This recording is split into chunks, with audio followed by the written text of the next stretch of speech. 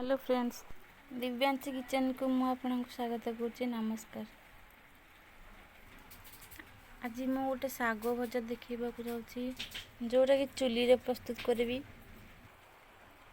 एमर आवश्यक होची सजना साग, खड़ा साग, भेंडी और जह्नी मुझे काटिकी रखी देछि। दुईटा बड़ बड़ पियाज काटिकी रखी, फुटण, लुण रखी देछि। स्वाद अनुसार आप लुण बने पकेबे। किला लंका प्रथम चुली लगे दबा।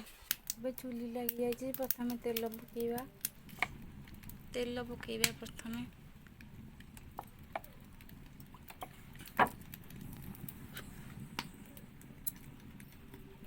एबे लंका पकेबा। लंका ହେଇଗଲାଣି, फुटण पकेदेबा।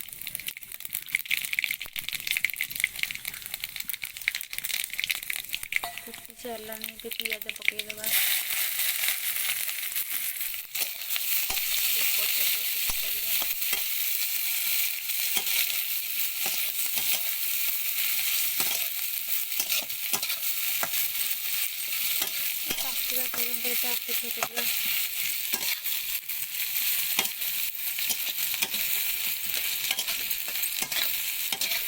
सहर लोक मैंने प्रायतः चुली रोषे कर खाया भल लगे, भल पाती से मैंने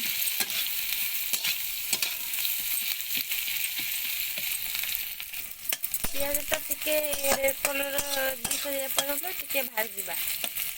एबे प्रायतः हो आसलानी,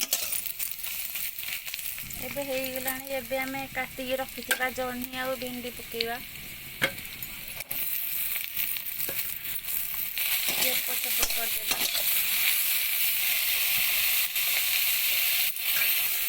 टिके भाजी देती कटा होता खड़ा शाग भी पकईदेगा।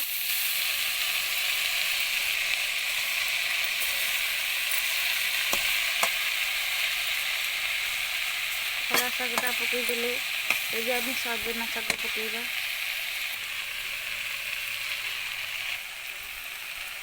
होगला एबे आम लुण देदेबा।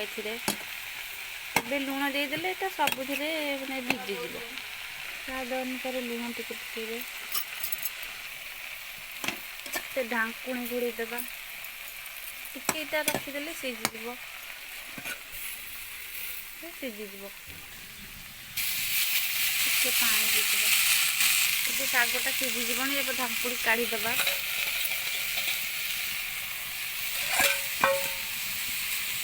शागटा सीझी जाइए, एपट सेपट करदेबा।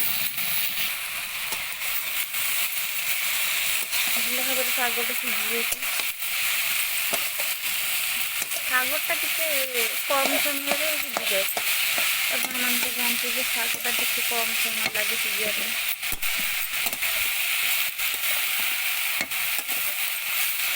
सजना शाग जो पकई टाइम लगे। सजना शाग जो टाण बेसी टाइम लगे सीझा। सुंदर दिखुची देखते। ये आप थे बनई शाग भजा तो खाई थे, खड़ा शाग आ सजना शाग मिसेक भाजी खाई थे। यहाँ प्रथम भाजी खाए जानते आम के टेस्ट लगे। एम ओल्लैदबा। देखो के सुंदर भाजी चली। देखो हो जाइए। आपको खाई पारे पखाल सह।